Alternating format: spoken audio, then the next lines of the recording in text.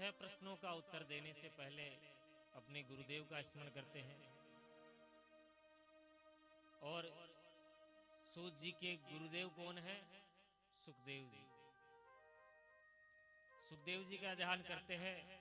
यम प्रवजन्तमनुपेतमपेत कृत्यम द्वैपायनो विरह कातर आजुहाव पुत्रेति तन्मयतया तरवो विनेदो तम सर्वभूत हृदयं मुनिमानतोस्मि।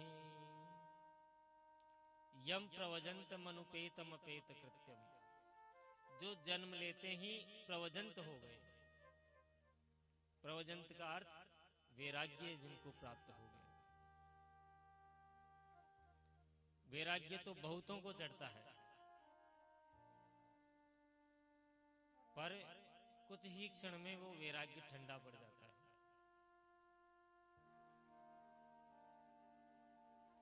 मरकट वैराग्य उसको बोलते हैं। घर में हुई खटपट और बाबाजी बने चटपट, तुरंत बाबाजी बन जाएंगे। थोड़ी सी खटपट होते, कुछ नहीं धरा घर पे, घर गृहस्थी पे, सब माया जंजाल है। विचार करके रेलवे स्टेशन जाएंगे और शाम तक पप्पू की याद आ जाएगी कि मेरा छोटा सा पोता पता नहीं खाना खाया होगा कि नहीं होगा। तुरंत वैराग्य उतर जाएगा और वापस घर पे आ जाएंगे। तो ये मरकट वैराग्य होता है। घर में साधनों की कमी, धन की कमी इत्यादि से वैराग्य अपने आप व्यक्ति में आ जाता है। तो ये परिस्थितिवश वैराग्य है। पर सुखदेव जी का वैराग्य कैसा था? परमहंसों वाला। जन्म लिया और जन्म लेते ही तुरंत वन को चले गए। व्यास जी पीछे बेटा बेटा कह के पुकार रहे हैं, तो जंगल के वृक्षों से भी, वन के वृक्षों से भी आवाज आ रही है, बेटा बेटा। मानो जैसे व्यास जी के विरह को देखकर वृक्ष भी विरही हो गए। व्यास जी के स्वरों में स्वर मिलाकर वृक्ष भी बेटा बेटा कहने लग गए।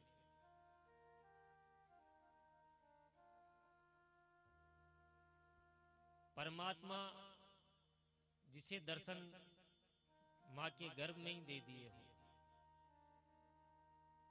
माता के गर्भ में दर्शन देने के बाद ही सुखदेव जी का प्राकट्य हुआ, तभी बाहर निकले। क्यों नहीं निकले कि यदि मैं बाहर आऊंगा तो मुझे माया अपने जाल में लपेट लेगी। गर्भ स्थित बालक को सब स्मरण रहता है, उल्टा लटका रहता है। वो कसम खाता है कि मैं बाहर आकर भी भगवान के भजन करूंगा। तो जीव को मां के गर्भ में ज्ञान तो सब रहता है कि हम कौन हैं, क्या हैं, पर जहां मां के गर्भ से बाहर आया कि माया लपेट लेती है, सारा ज्ञान भूल जाता है। भूमि परत भा डाबर पानी, जिमि जी वहीं माया लपटानी। जैसे आकाश से यदि वर्षा की बूंद आती है, बिल्कुल निर्मल स्वच्छ रहती है, लेकिन जो ही भूमि पर पड़ी, भूमि का स्पर्श पाते ही वह दूषित हो जाती है, मलिन हो जाती है। इसलिए सुखदेव जी मां के गर्भ से बाहर ही नहीं निकले जब तक प्रभु ने आशीर्वाद नहीं दिया। माया को सब जी कोई भजे, पर माधव भजे न कोई। और जो कदापि माधव भजे तो माया बाकी दासी हो, माया चेरी हो। जो माधव का दास बन गया तो माया उसकी दासी बन जाती है। माया उसका कुछ नहीं बिगाड़ सकती। माया में जो नाच रहा है वह जीवात्मा है, और माया के बीच में जो रहकर निर्लिप्त हो जाए वो महात्मा है, और माया को जो अपने इशारे पर नचाता है वो परमात्मा है। तो सुखदेव जी विशुद्ध महात्मा हैं। विरह से कातर श्री कृष्ण द्वैपायन वेदव्यास जी महाराज पुत्र पुत्र पुकार रहे हैं। जोर से कहते हैं बेटा, तो जंगल के वृक्षों की प्रतिध्वनि आती है, बेटा बेटा। ऐसे सर्वभूत हृदय सम्राट श्री सुखदेव जी के पाद पद्मों में हम बारंबार प्रणाम करते हैं, जिन श्री सुखदेव जी महाराज ने समस्त श्रुतियों का सार मंथन करके एक रूप में निकाल लिया है। समस्त श्रुतियों का मंथन करके आध्यात्म का एक दीपक प्रज्वलित कर दिया है, जो साधक के भीतर के और बाहर के अंधकार को मिटा सकता है। देखो, मकान में जब अंधकार हो तो एक दिए से पार पड़ जाती है, लेकिन बाहर भी अंधकार हो और भीतर भी अंधकार हो तो आप अपनी दहलीज पे दिया जोड़ दीजिए, दीपक जला दीजिए, तो भीतर का अंधकार भी मिट जाएगा और बाहर का अंधकार भी मिट जाएगा। जी है देहरी द्वार। ये सुंदर दीपक श्री सुखदेव जी महाराज ने जलाया। भगवान नर नारायण और भगवती सरस्वती और व्यास जी का स्मरण करके ही इस ग्रंथ को आगे गतिमान देना चाहिए। तो सुखदेव जी का स्मरण करके श्री सूत जी महाराज नर और नारायण देवी सरस्वती का एक श्लोक के माध्यम से स्मरण करते हैं। नारायणं नमस्कृत्यं नरं चैव नरोत्तमं देवी सरस्वती व्यासं ततो जयमुदीरयेत्। अब सूत जी महाराज सावधान होकर बैठ गए कि ऋषियों, तुमने जो मुझसे 6 प्रश्न किए हैं ये बड़े सुंदर प्रश्न हैं और लोक कल्याण की भावना से तुमने ये प्रश्न किए हैं। पहला प्रश्न था, जीव मात्र का परम धर्म क्या है? सवे पुंसाम परो धर्मो यतो भक्ति रधोक्षदे अहेतुक्य प्रतिहता ययात्मा संप्रसीदति। देखो, विषय थोड़ा गंभीर है, सावधान होकर सुनने की आवश्यकता है। यदि थोड़ा सा भी चूके तो ये समझ में नहीं आएगा। बहुत गंभीर। जीव मात्र का परम धर्म, तो प्राणी मात्र का एक ही परम धर्म बताया सूत जी महाराज ने कि भगवान के चरणों में प्रेम करना सबसे बड़ा परम धर्म। अब प्रश्न ये आता है कि भगवान के चरणों में प्रेम कैसे हो, इसका उपाय क्या है? तो भगवान से तो हम सभी प्रेम करते ही है, ऐसा कुछ नहीं, कोई नहीं करता है। पर प्रेम कब करते हैं? जब हमें कोई काम पड़ता है, कोई हमारा कोई स्वार्थ सिद्ध करना होता है कि महाराज फर्स्ट डिवीजन पास हो जाऊं तो 500 रुपए के लड्डू चढ़ाऊंगा। गणेश जी को यही बोलते हैं। और जो कदाचित सेकंड डिवीजन आ गए तो काहे के लड्डू, कौन से लड्डू? यही हमारे जीवन में होता है। सूत जी कहते हैं कि अहेतु की भक्ति हमारे जीवन में होनी चाहिए, बिना कोई कामना के। भक्ति की कोई कामना नहीं हो, आपत्ति विपत्ति में ही हम भगवान को याद करें, ऐसा नहीं होना चाहिए। ऐसा भाव मन में आना ही नहीं चाहिए। प्रत्येक क्षण स्वाभाविक भगवान से प्रीति हो। स्वाभाविक कैसे?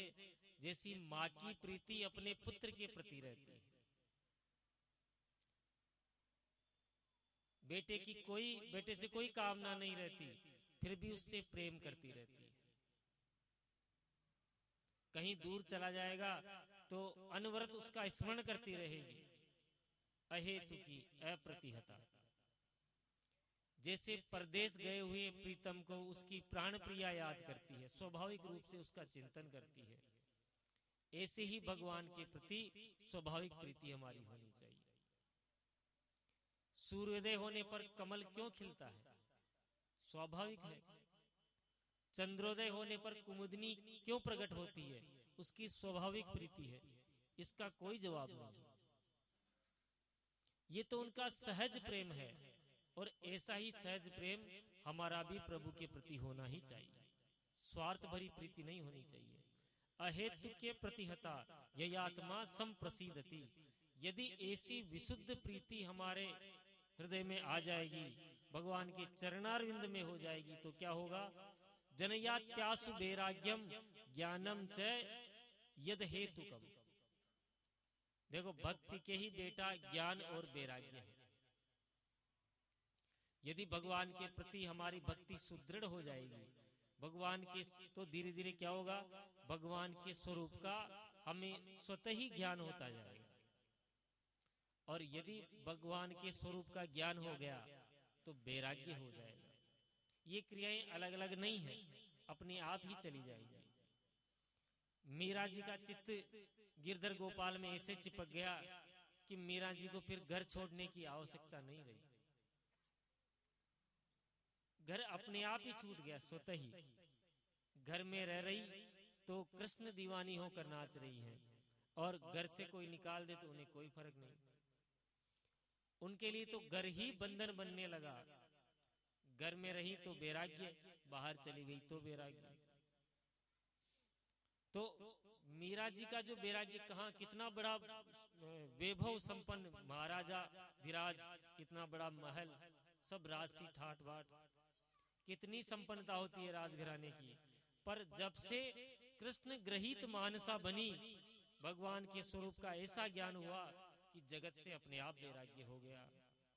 कुछ नहीं करना पड़ा, अपने आप मुंह से निकल गया, मेरे तो गिरधर गोपाल दूसरों न कोई। तो संसार की जो आसक्ति है वह पता नहीं कब अपने आप ही छूट जाएगी। भगवत प्रेम जाग जाएगा तब।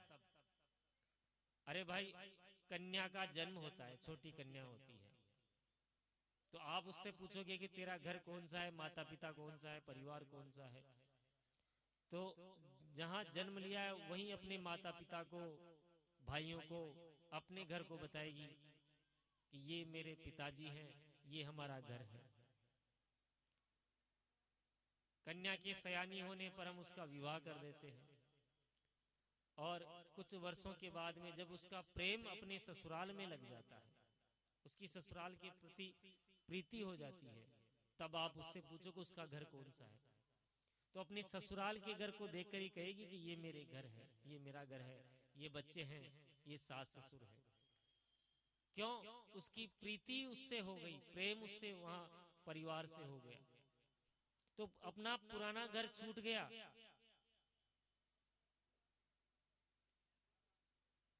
यदि उसका प्रेम नहीं है ससुराल के प्रति, तो अपने पुराने घर को ही बताएगी अपना घर, ससुराल वालों को अपना नहीं बताएगी।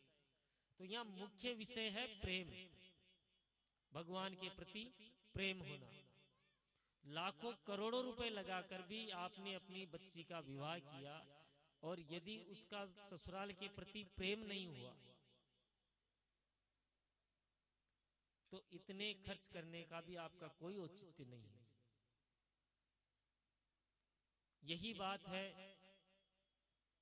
वो बच्ची अपने पीहर में आएगी, किसी की तबीयत खराब हो या कोई कार्यक्रम हो, 2 दिन 3 दिन रुक जाएगी, और 4 दिन होते ही कहेगी कि मेरे बच्चों की स्कूल की खोटी हो रही है, वो काम बिगड़ रहा है, ये बिगड़ रहा है, नहीं रुकेगी, वापस अपने जो उसका ससुराल है वहां चली जाएगी।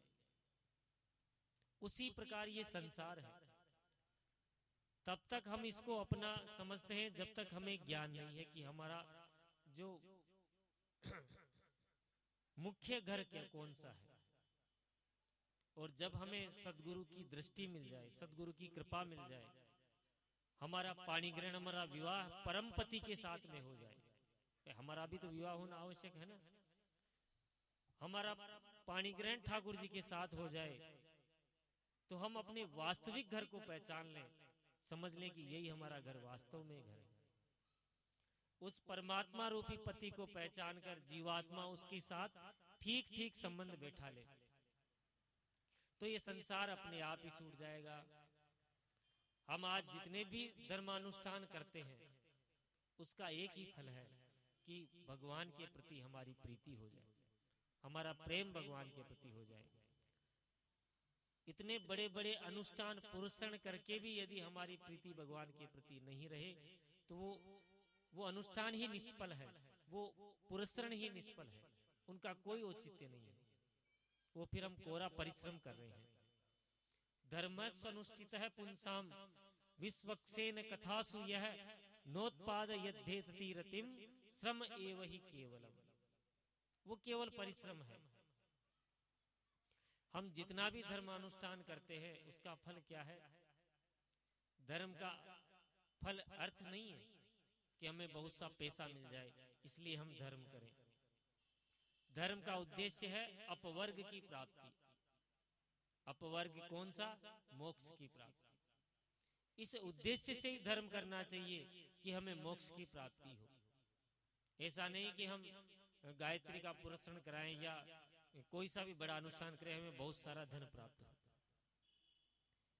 कोई सा भी धार्मिक काम करें केवल मोक्ष की कामना से करें, अपवर्ग की कामना से करें। अपवर्ग कौन सा?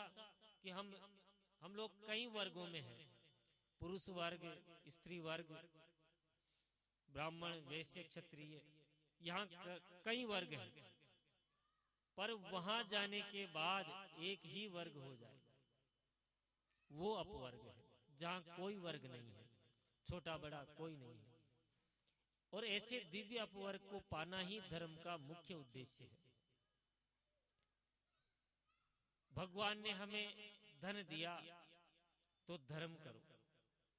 धर्म इसलिए मत करो कि हमें धन प्राप्त हो।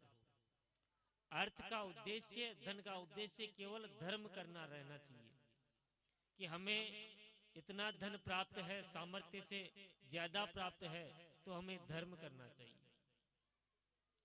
धर्म इसलिए नहीं करना चाहिए कि हमें और धन प्राप्त हो। भाई शरीर माध्यम खलु धर्म साधनम, इस शरीर का भी ध्यान रखना चाहिए। शरीर की भी आवश्यकताएं पूर्ति करनी चाहिए, गृहस्थी का भी पालन करना चाहिए। शरीर का पालन करके, गृहस्थी का पालन करके जो धन बचे उसे धर्म के कामों में लगाना चाहिए। लेकिन विषय भोग इतने ही करने चाहिए जितनी हमारी इंद्रियों को आवश्यकता है। इंद्रियां हमारे बस में रहनी चाहिए, हम इंद्रियों के बस में नहीं रहने चाहिए। इस शरीर को इंद्रियों का दास नहीं बनाना चाहिए। कामस्य नंद्रिय प्रीति ही, इस जीवन रथ में 10 घोड़े हैं इंद्रिय रूप में। यदि घोड़ों की लगाम हमारे हाथ में रहेगी तो हम उस रथ को जिधर ले जाना चाहिए उधर जा सकता है। और यदि लगाम आपने ढीली छोड़ दी तो जिधर इंद्रियां आपको लेके जाएगी उधर ही आपको जाना पड़ेगा। अब प्रश्न उठता है, महाराज जीवन का उद्देश्य क्या है? तो जीवस्य तत्व जिज्ञासा नार्थो यश्चेह कर्म भी। बहुत कर्म कर लेना जीवन का उद्देश्य नहीं है, क्योंकि बहुत कर्म करने के बाद भी जब तक तत्व ज्ञान प्राप्त नहीं हुआ तब तक जन्म मरण चलता रहेगा। इसलिए जीवन का परम लक्ष्य है उस परम तत्व को जानना। उस परम तत्व को जाने बिना इस जन्म मरण की जो यात्रा है ये समाप्त होने वाली नहीं है। अब प्रश्न उठता है कि वह तत्व क्या है और आप किस तत्व को जानने की बात करते हैं? तो तत्व की परिभाषा व्यास जी ने कहा है, वदन्ति तत्त्व विदस्त तत्वम यज्ञानमद्वयम ब्रह्मेति परमात्मेति भगवान नीति शब्देति ही। तत्व एक ही है, एकम स्वयं दिप्रा बहुधा वदन्ति। एक तत्व को तत्ववेत्ता विविध नामों से बुलाते हैं। ज्ञानियों से पूछोगे तो उस तत्व को ब्रह्म कहेंगे, योगियों से पूछोगे तो परमात्मा कहेंगे, और भक्तों से पूछोगे तो भगवान कहेंगे। तत्व एक ही है। ज्ञानी उसको निर्गुण निराकार कहेंगे, योगी उसको सगुण निराकार कहेंगे, और भक्त उसको सगुण साकार कहेंगे। तत्व वो एक ही है। जैसे जब तक बिजली का आविष्कार नहीं हुआ था तब तक बिजली थी तो सही ना, आकाश रूपी आकाश मेघमंडल में बिजलियां थी, तो वह निर्गुण निराकार थी पर बिजली तो थी। वैज्ञानिकों ने उसी बिजली को बिजली घर के माध्यम से उत्पन्न करके तारों के माध्यम से उसको हमारे घर तक लेकर आए। तो तारों के अंदर बिजली है लेकिन दिखती नहीं है, उसमें गुण तो है बिजली का, आप हाथ लगाओ स्पर्श करो झटका आएगा, यानी उसमें गुण तो है लेकिन उसका कोई आकार नहीं है। दिख सकती है क्या बिजली आपको तारों में? तार ही दिखेंगे, बिजली नहीं दिखेगी। तो उसको हम कहेंगे सगुण निराकार। और उसी को बल्ब के माध्यम से और पंखे के माध्यम से लगा दिया तो हवा देने लग गया, बल्ब में लगा दिया तो बिजली देने लग गया, मिक्सी में लगा दिया तो और कुछ।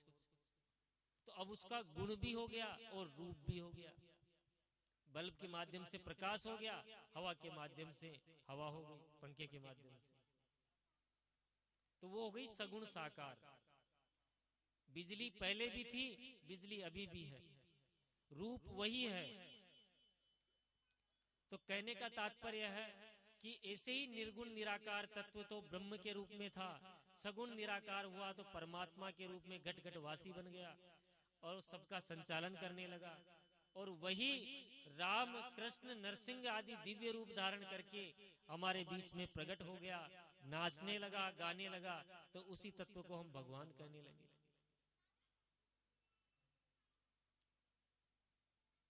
निर्गुण निराकार ब्रह्म के रूप में उनको किसी को मजा आता है,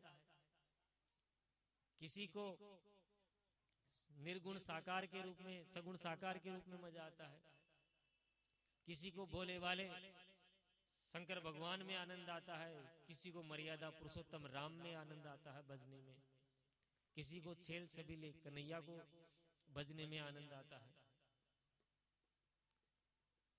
इसलिए वही अपना दिव्य रूप बनाकर प्रकट होता है और तो वह भगवान हमारे बीच में, आंखों के बीच में सामने आ जाता है। शेष महेश गणेश दिनेश सुरेश हूँ जाहि निरंतर ध्यावे, जिनको सब लोग ध्यान करते हैं, बड़े ब्रह्मा जी विष्णु जी को। और यदि वह कृष्ण भगवान के रूप में अवतार लेकर हमारे बीच में आ गया तो ताही अही रखी छोहरियां चचिया भर छाछ पे नाच नचावे। उन्हीं बैकुंठ में रहने वाले भगवान को जब कृष्ण के रूप में आते हैं तो गोपियां कहती है ताजो ताजो माखन खवाऊंगी, थोड़ा ठुमका लगा के दिखा। अब प्रकट होने के कई रूप हैं, तो मुख्य रूप से भगवान के 24 अवतार हुए। वैसे तो भगवान के अनंत अवतार हैं, अवतार के भी कई भेद हैं, जैसे अंशावतार, शेषावतार, कलावतार, पूर्णावतार। एते चांस कला पुंस कृष्णस्तु भगवान स्वयं। भगवान श्री कृष्ण का और रामभद्र का ही परिपूर्ण अवतार है। श्री राम जी और कृष्ण जी का ही पूर्ण अवतार है। बाकी कोई आवेशावतार है तो कोई अंशावतार है, कोई कलावतार है। अब रसिकों की अपनी अपनी भावना है, किस रूप में उन्हें परम तत्व मिलता है जिसमें ज्यादा आनंद आता है, अपना अपना स्वाद है। देखो गेहूं का आटा एक ही है, किसी को रोटी में आनंद आता है, किसी को पूड़ी में आनंद आता है, और पूड़ियां भी कई तरह की होती है, पालक की, मसाले की, अजवाइन की। तो जिसको जिसमें आनंद आता है वही उस रूप में ही वो ध्यान कर सकता है। हरि व्यापक सर्वत्र समाना प्रेम ते प्रगट हो ये में जाना। विशेष यही है कि आपके हृदय में प्रेम होना चाहिए। प्रहलाद जी की निष्ठा एक खंबे में थी तो खंबे से भगवान को प्रकट कर दिया। आपका प्रेम कहां पुष्ट हो जाए वह आप ही जाने। नामदेव जी ने तो कुत्ते में से ही भगवान को प्रकट कर दिया। भोग की तैयारी कर रहे थे, तभी कुत्ता आकर मुंह में टिक्कर दबाकर भाग गया। तो नामदेव जी को उसी में प्रभु का दर्शन हो रहा है। कहते हैं प्रभु भगवान का दिया घी है तो आप रूखे रूखे टिक्कड़ क्यों खा रहे हो, प्रेम से चौपड़ के खाइए जब आपकी कृपा से घी है। तो घी की कटोरी लेकर नामदेव जी पीछे पीछे, कुत्ता आगे आगे। तो श्वान के शरीर से ही भगवान के दर्शन हुए नामदेव जी को। तो भगवान की सत्ता तो सार्वभौम है। यदि उस परम तत्व को ठीक से जान लिया तो जानने से क्या होगा, विद्यते हृदय ग्रंथि छिद्दन्ते सर्व संशयः। उस परम तत्व को जानने से हृदय के अज्ञान की सारी ग्रंथियां खुल जाएंगी, बुद्धि में जितने भी भ्रम हैं, जितने भी संशय है, सब दूर हो जाएंगे। जितने भी कर्म बंधन है, तुम सब विमुक्त हो जाओगे उससे। इसलिए उस परम तत्व को जानना ही परम लक्ष्य है। अच्छा, उस परम तत्व को जानना केवल इस मानव शरीर से ही संभव है। 84 लाख योनियां हैं इस जगत में, पर उस भगवान को जानने की जो उसका ताले की जो चाबी है ना, ये मानव शरीर ही। इसके अलावा और किसी भी जीव में सामर्थ्य नहीं है कि उस परमपिता परमात्मा को जान सके। एक अंधेरी कोठरी बड़े से हॉल में आप बंद हो, 84 लाख दरवाजे हैं और एक द्वार खुला है। अंधेरी कोठरी है, आंखों पे पट्टी बंधी हुई है ज्ञान की। आप उसमें से कैसे निकलोगे? दीवार के सहारे हाथ लगा लगा कर चलते चलते, एक एक द्वार, सब द्वार बंद है, केवल एक द्वार खुला है, मोक्ष का। हाथ लगाते गए, एक एक द्वार बंद मिलता गया, बंद मिलता गया। आखिरी में क्या होगा कि एक खुला द्वार आपको मिल जाएगा। लेकिन यदि उस खुले द्वार के पहले आपके सर में खुजली चल गई, हाथ हटा लिया, उतने में वो द्वार निकल गया, फिर आपने हाथ लगा लिया, फिर दोबारा आपको पूरा चक्कर काट के आना पड़ेगा। इस मानव शरीर में जन्म लेने के लिए फिर दोबारा आपको 84 लाख योनियों में चक्कर काट के आना पड़ेगा। और वो खुजली क्या है? काम की, विषय की, वासना की, ईर्ष्या की, द्वेष की। काम, लोभ, मोह, मद, माया, मत्सर। मत्सर मैंने आपको बताया। इन विषयों की खुजली आपके शरीर में हो गई, वो द्वार छूट गया, तो पुनः 84 लाख जन्म लेकर आपको फिर मानव शरीर प्राप्त करना पड़ेगा। तो मोक्ष की चाबी का ये जो शरीर है, ये मानव शरीर है। इसलिए इस चाबी का सदुपयोग करना चाहिए व्यक्ति को। तुलसीदास जी ने लिखा है, बड़े भाग मानुष तनु पावा, सुर दुर्लभ सब ग्रंथ ही गावा। साधन धाम मोक्ष करि द्वारा, पाई न जहीं परलोक संवारा। जिसने परलोक को नहीं संवारा इस मानव तन में, तो वो कुछ नहीं कर सकता।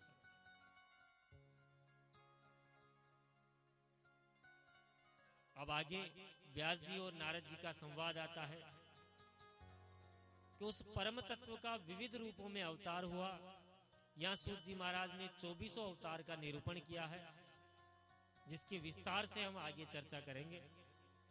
सोनक जी ने पूछा, महाराज जिस भागवत का आप उपदेश दे रहे हैं, सबसे पहले ये बताइए कि इस भागवत की रचना किसने की, कब की, कहां की और क्यों की? व्यास जी ने ऐसे ही थोड़ी कर दी रचना। तो सूत जी कहते हैं, ऋषियों, जिस समय द्वापर के अंत में भगवान के कलावतार श्री कृष्ण द्वैपायन वेदव्यास जी का प्राकट्य हुआ, तो उन्होंने अपनी दिव्य दृष्टि से भविष्य पर दृष्टिपात किया। तो कलयुग के घोर कलुषित वातावरण में कलुषित प्राणियों को देखकर मंदा सुमंद मतयो मंद भाग्या, कलयुग के जीवों का कल्याण कैसे हो, यह सोचकर व्यास जी का मन उदास हो गया।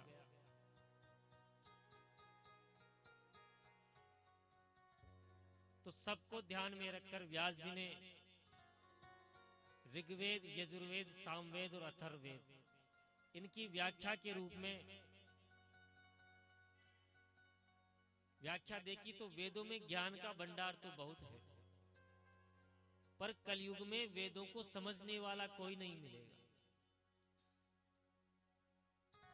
वेद की जटिल भाषा है, इसको सरल किया जाए।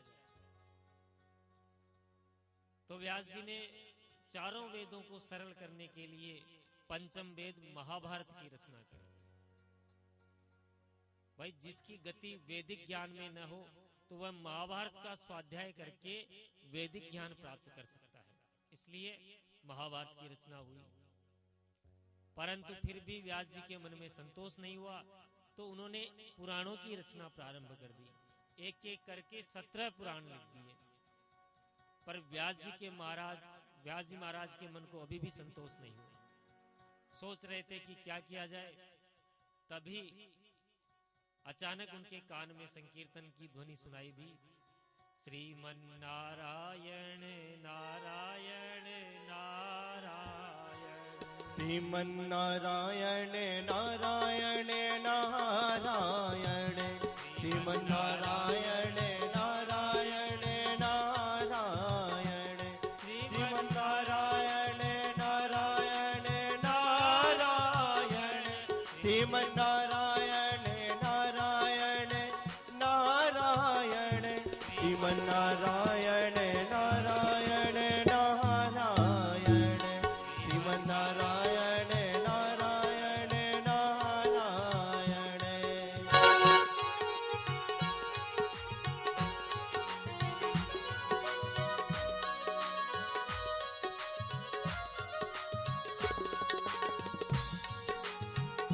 श्रीमन नारायण नारायण नारायण, श्रीमन नारायण नारायण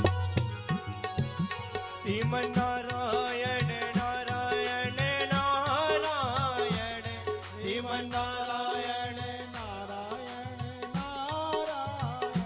श्रीमन नारायण नारायण नारायण, श्रीमन नारायण नारायण नारायण।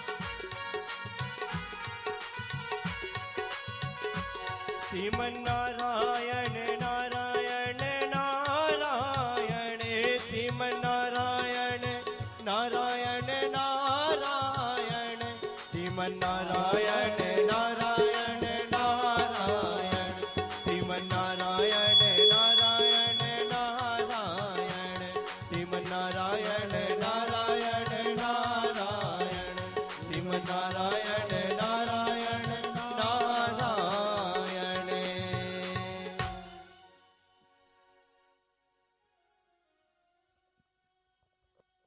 बोलिए भक्त वत्सल भगवान की जय हो। श्रीमन नारायण नारायण कीर्तन करते हुए श्री नारद जी भगवान वहां वीणा पर गोविंद के गुणानुवाद करते हुए व्यास जी के सामने प्रकट हो गए। व्यास जी ने नारद जी का दर्शन करके पाद्य अर्घ्य आचमन के द्वारा विधिवत उनका पूजन किया। विधिवत पूजन के पश्चात नारद जी को आसन दिया, बैठाया। तब नारद जी मुस्कुराए और बोले कि हे पराशर नंदन व्यास जी महाराज, क्योंकि व्यास जी पराशर ऋषि की ही वंशज थे। तो पराशर नंदन व्यास जी महाराज, आपका मुख मलिन इतना लटका हुआ क्यों है? आप इतनी उदास मुद्रा में क्यों बैठे हैं? आपकी दिनचर्या तो सुव्यवस्थित चल रही है, क्या भगवत भजन में आपके कोई बाधा है? धर्म कर्म तो आपका व्यवस्थित चल रहा है।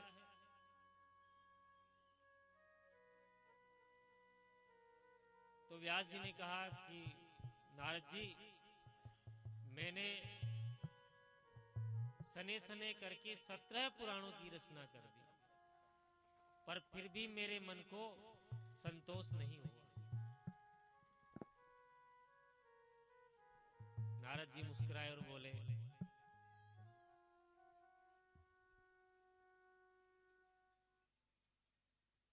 देखो इतनी देर तो नारद जी बोल रहे थे, अब नारद जी के भीतर से जो प्रेरणा देने वाले हैं वो परमात्मा व्यास जी का ही मार्गदर्शन कर रहे हैं। भगवान ने ब्रह्मा जी के भीतर बैठकर नारद जी से कहा, फिर भगवान ने ही नारद जी के भीतर बैठकर व्यास जी से कहा, और व्यास जी के भीतर बैठकर ही सुखदेव जी को कहा। जो ये नारद जी कह रहे हैं व्यास जी को, तो भगवान ही भगवता प्रोक्तम भागवतम, ये भगवान के द्वारा ही कही गई है। नारद जी कहते हैं, व्यास जी तुमने अब तक बहुत कुछ लिखा, अपनी लेखनी के बहुत बड़े बड़े चमत्कार दिखाए, महाभारत जैसा पंचम वेद लिखा, कहीं कहीं तो आपने ऐसा मिश्रित वाक्य बोल दिया कि लोगों की बुद्धि समझने में ही चक्कर खा गए। नारद जी बोलते हैं, व्यास जी हंस मोती चुनते हैं और कौवों के साथ हंस थोड़ी घूमेंगे। उसी प्रकार तुमने बहुत चित्र विचित्र भाषा का वैशिष्ट्य तो दिखाया, पर गोविंद के गुणानुवाद नहीं गाए किसी भी पुराण में। निष्कर्म में भी भगवान की प्रीति न हो तो उस निष्काम कर्म की कोई शोभा नहीं, उस ज्ञान की भी कोई शोभा नहीं। बड़ा बड़ा विद्वान ज्ञानी व्यक्ति हो और उसकी भी अगर मन में भक्ति भगवान के प्रति नहीं है तो उसका ज्ञान कुतर्क देने लग जाता है। बड़े बड़े ज्ञानी विद्वानों को देखा होगा आपने, वो तर्क नहीं देते, वो कुतर्क देते हैं। उनको अपने ज्ञान का अजीर्ण हो जाता है, अपच हो जाती है। तो व्यास जी आपने अब तक बहुत बड़ी ज्ञान की बातें करी, पर गोविंद के गुणानुवाद नहीं गाए। इसलिए व्यास जी महाराज, जब तक भगवान की कीर्ति कौमुदी का विस्तार नहीं करोगे, गायन नहीं करोगे, तब तक आपको चैन नहीं मिलेगा। न तुम्हारी उन पूर्व कृतियों में भी भक्तों को इतना आनंद मिलेगा जो अब तक तुमने बना दी। व्यास जी महाराज, मुझे देखो, मैं पूर्व जन्म में दासी पुत्र था। मेरी माँ किसी के यहाँ दासत्व का कार्य करती थी। माँ दासी है तो मैं भी दासी पुत्र ही था। माँ को घर के कार्य करना पड़े तो मुझे भी करना पड़ते थे। लेकिन जिनके यहाँ हम दास थे वह भगवत रसिक था, संतों का सेवक था। उसके आए दिन यहाँ भगवत सत्संग चलता रहता। एक बार चातुर्मास के लिए कुछ भक्त मंडली आई।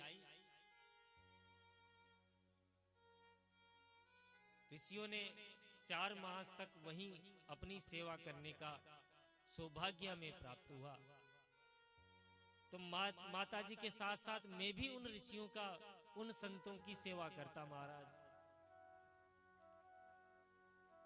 इसी दौरान मुझे उन संतों का उच्छिष्ट खाने का मौका मिला, जूठन खाने का मौका मिला। संत अपनी जूठन हर किसी को नहीं देते, पर बालक का श्रद्धा भाव देखकर मुझे उन संतों का उच्छिष्ट खाने का मौका मिला। उनके साथ में कीर्तन करता करता नाचता। जब चातुर्मास पूर्ण हुआ तो मैं भी उन संतों के साथ ही जाने को तैयार हो गया। लेकिन उन संतों ने मना कर दिया कि तुम अभी बालक हो, तुम्हारा प्रथम कर्तव्य अपनी माँ की सेवा करना है। यदि तुम्हारी माँ आज्ञा दे तो तुम हमारे साथ आ सकते हो। मुझे पता था व्यास जी कि मेरी माँ मुझे कभी आने नहीं देगी।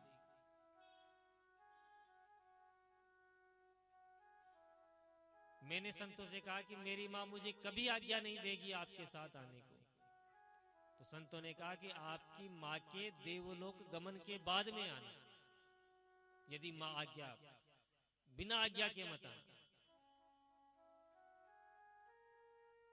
तो महाराज में वापस आ गया और अपनी माँ के परलोक जाने की प्रतीक्षा करने लगा।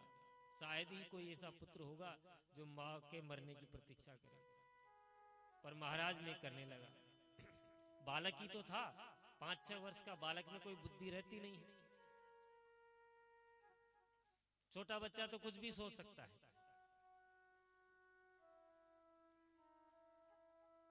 महाराज मैं वही जो गुरु मंत्र मुझे दिया गया था उसी का स्मरण करता, उसी की माला फेरता और वहीं रहता और मां के जाने की प्रतीक्षा करने लगा। कुछ समय की बात मां मेरे लिए विवाह हेतु कन्या देखने लगी। मैं चिंता में पड़ गया, ठाकुर जी को याद करने लगा। मैं तो कहां अपनी मां के जाने की प्रतीक्षा कर रहा था और ये स्त्री और घर में ले आई तो उसके जाने की भी मुझे प्रतीक्षा करनी पड़ेगी।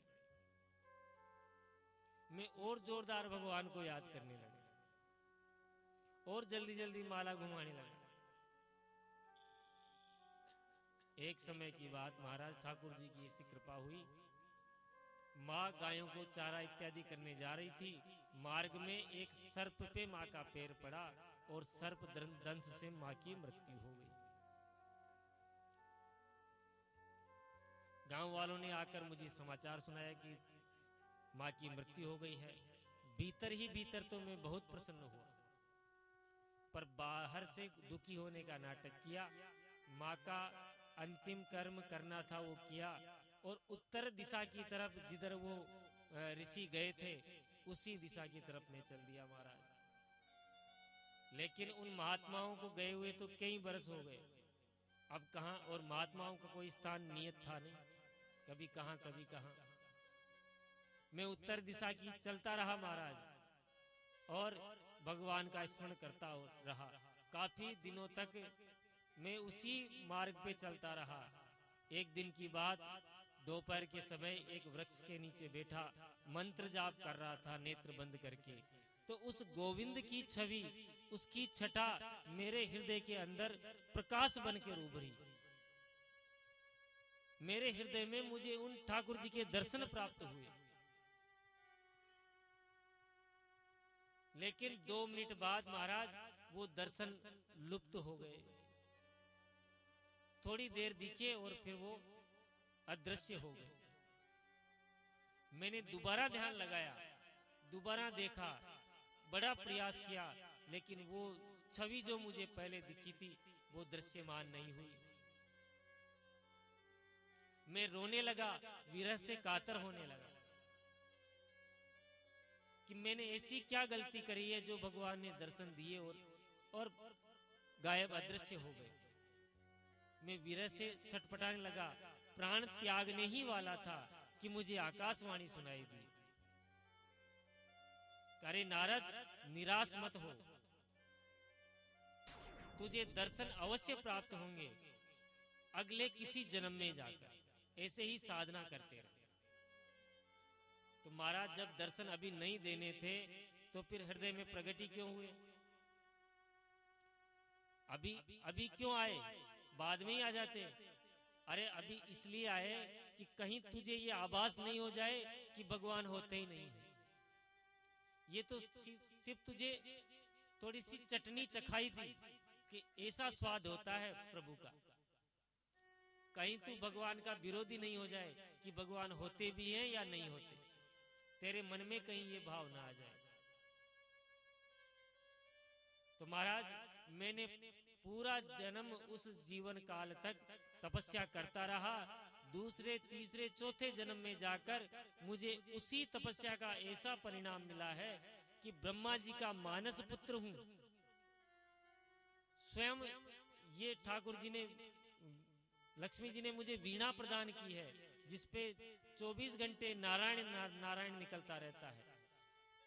देवताओं में जाऊं, असुरों में जाऊं, राक्षसों में या शिव लोक में जाऊं, किसी भी लोक में जाऊं, अव्याहत मेरी गति है, मैं कहीं भी जा सकता हूं। देवता भी मुझे पूजते हैं, राक्षस भी मुझे पूजते हैं, सब जगह मेरा सम्मान होता है। क्यों? क्योंकि मैं 24 घंटे उन्हीं गोविंद के गुणानुवाद गाता रहता हूं महाराज, ऐसी कृपा हुई। तो व्यास जी महाराज, आपने 17 पुराण तो लिख दिए पर गोविंद के गुण नहीं गाए।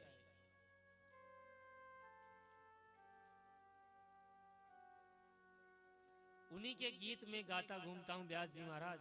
तो आपसे निवेदन है कि आप भी गोविंद के गुण गाओ, और फिर देखो कितना आनंद होता है।